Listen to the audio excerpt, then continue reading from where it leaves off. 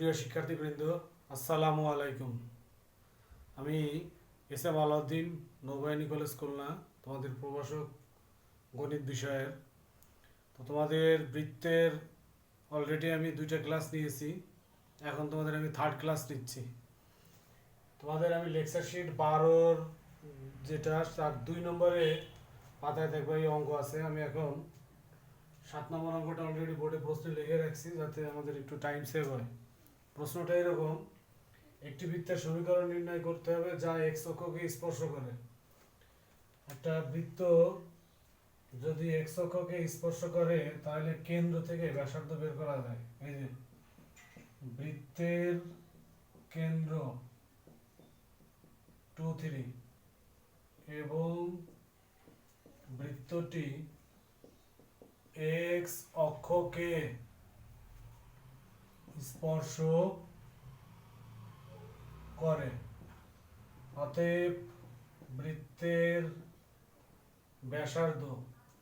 তোমাদের দেখো পয়েন্ট আকারে লেখা আছে, একটা বৃত্ত যদি এক্স অক্ষকে টাচ করে তাহলে ব্যাসার্ধ হবে কেন্দ্রের কোটির মডুলাস। তাহলে এই কেন্দ্রের কোটির মডুলাস এখানে বাংলায় আগে লিখে দিচ্ছি, কেন্দ্রের কোটি, দেখো এই যে তার মডুলাস, তাহলে কত হবে? 3 হবে। বৃত্তের কেন্দ্র এবং ব্যাসার্ধ থাকলে বৃত্তের সমীকরণ বের করা যায়। তাহলে অতএব বৃত্তের সমীকরণ, ফর্মুলা নিশ্চয় মনে আছে, x - 2 whole square plus y - 3 whole square সমান সমান ব্যাসার্ধের স্কয়ার। এটাকে সরল করলে কি আসবে? x square minus 4x plus 4 plus y square minus 6y plus 9 equal to 9। দুই পাশ থেকে 9 কাটা যায়, x square y square minus 4x minus 6y plus 4 equal to 0। গেল। এরপরে আমাদের দেখো দ্বিতীয় পয়েন্ট, ওই বৃত্ত দ্বারা এক্স অক্ষের খণ্ডিতাংশের দৈর্ঘ্য নির্ণয় করো। এই বৃত্তটা এক্স অক্ষ থেকে যে অংশ খণ্ডন করছে সেটার ফর্মুলা: বৃত্তটি দ্বারা এক্স অক্ষের খণ্ডিতাংশের দৈর্ঘ্য, ফর্মুলা মনে আছে? 2√g² minus C. সরি, এখানে চাইছে ওয়াই অক্ষের খণ্ডিতাংশের দৈর্ঘ্য, তাহলে ওয়াই অক্ষের খণ্ডিতাংশের দৈর্ঘ্য হবে 2√f² মাইনাস সি। যেহেতু বৃত্তটি এক্স অক্ষকে টাচ করছে, এক্স অক্ষের খণ্ডিতাংশ পাওয়া যাবে না, তাহলে 2√f², f² মানে এখানে কত? কেন্দ্রের কোটির স্কয়ার মানে কত? 9 মাইনাস সি, এখানে সি হচ্ছে কনস্ট্যান্ট 4, তাহলে এটা আসতেছে আমাদের 2√5। ওকে, তাহলে আমরা একটা অঙ্ক শেষ করলাম। আমাদের সেকেন্ড অঙ্ক দেখো।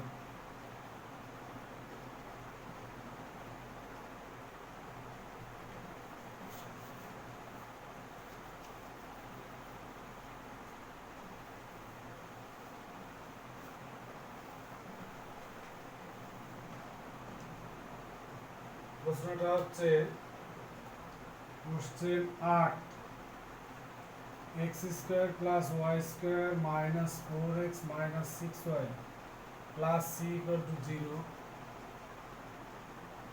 এই বৃত্তটি এক্স অক্ষকে স্পর্শ করে, সি এর মান ও স্পর্শ বিন্দু নির্ণয় করো। এখানে প্রশ্ন দুইটা, বৃত্তটা এক্স অক্ষকে টাচ করলে সি এর মান কত আর স্পর্শ বিন্দু। তো আমরা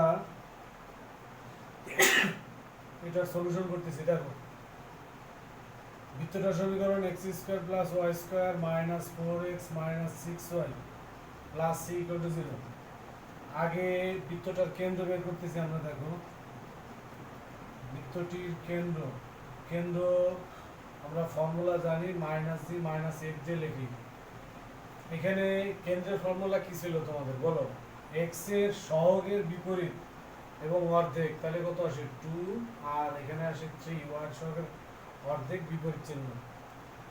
বৃত্তটি টাচ করছে কাকে? এক্স অক্ষকে টাচ করছে, তাহলে বৃত্তটি এক্স অক্ষকে স্পর্শ করে।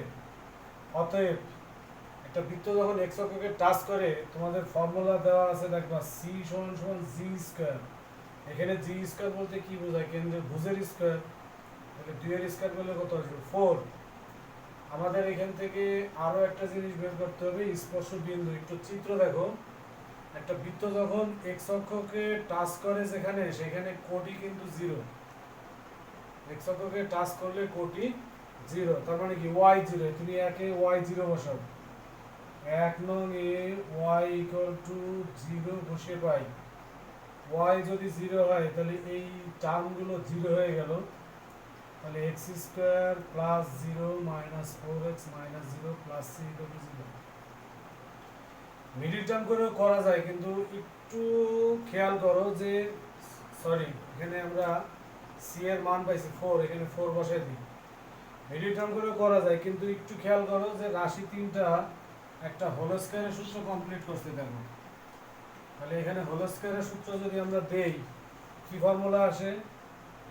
x minus 2 whole square equal to 0। তার মানে কত? x equal to 2। x এর মান আর y এর মান আমি একটু বক্স করে দিচ্ছি বোঝানোর জন্য। এই দুইটা বিন্দু দিয়ে তো, এই দুইটা মান দিয়ে কিন্তু বিন্দু গঠিত হয়ে গেছে। অতএব স্পর্শ বিন্দুটি কত হবে? 2, 0। আচ্ছা, গেল। এরপরে দেখো, তোমাদের কাছে যদি ফোনে আমার লেকচার শিট ই করা থাকে, সেভ করা থাকে, তাহলে এবার অঙ্কটা একটু বড় হবে, কিন্তু আসলে তো বড় অঙ্ক ইম্পর্টেন্ট কিন্তু একটু বেশি, 4 মার্কের প্রশ্নের জন্য।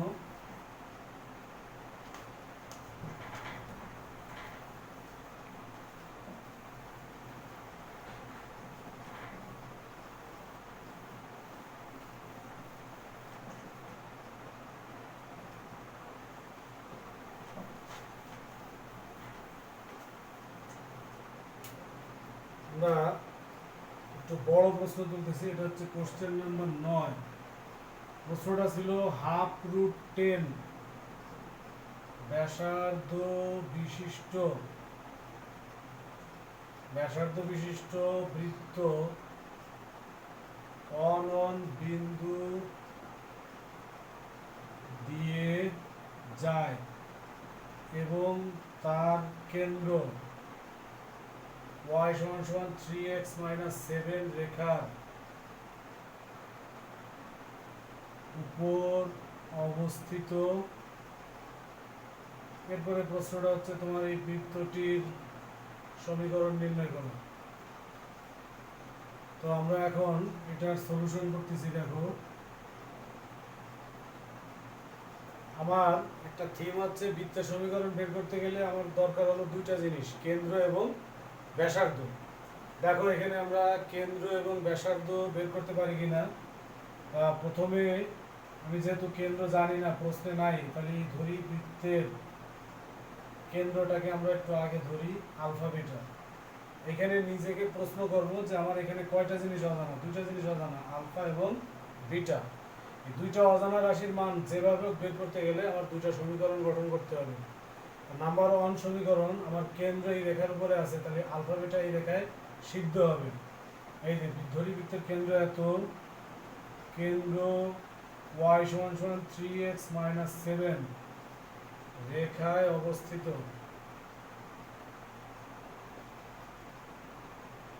তাহলে আমরা যদি আলফা বিটাতে সিদ্ধ করি, বিটা সমান সমান 3 আলফা মাইনাস 7 আসে, কারো মান কিন্তু বের হয়নি। তাহলে কি আরো একটা সমীকরণ দরকার?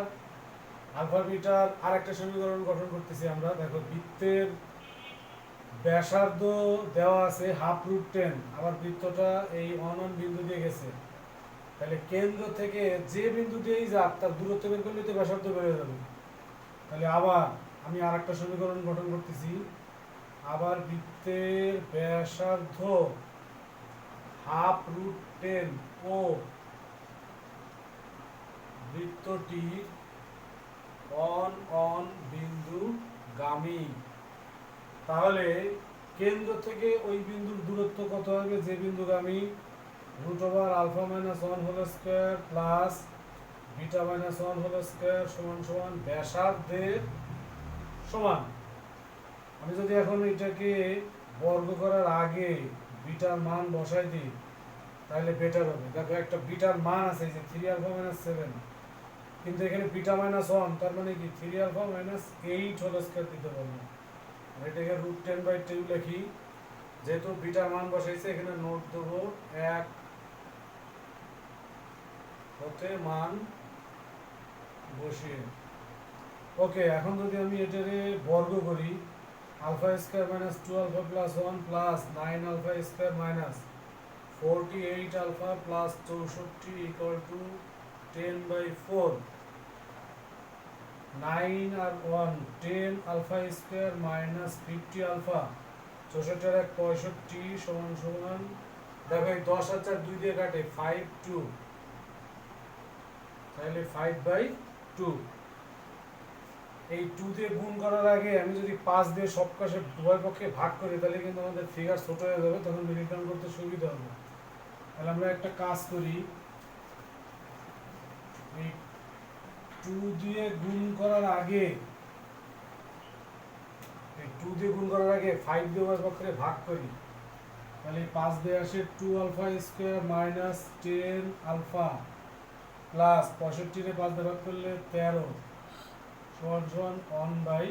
যেহেতু 5 দিয়ে ভাগ করছি, পাশে দরকার নোট দাও 5 দ্বারা ভাগ। এবার এই 2 দিয়ে গুণ করো, তাহলে 4 alpha square minus 20 alpha plus 13 দুগুণী 26, এই পাশে 1 বিয়োগ করলে 25 আসে। দেখো আমি একবারে হিসাব করে লিখছি, এটা একটা ফর্মুলা আসে মিলি টার্ম ছাড়াই, 2 alpha minus 5 whole square equal to 0।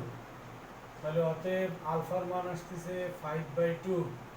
আমার কেন্দ্র কিন্তু বেরোয়নি, আলফার সাথে সাথে বিটাও দরকার, তাহলে এইখানে মান বসাবো।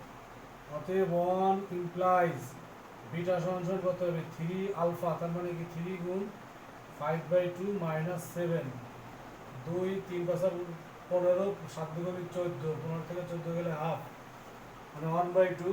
তাহলে ওকে, আমাদের কেন্দ্র কিন্তু রেডি।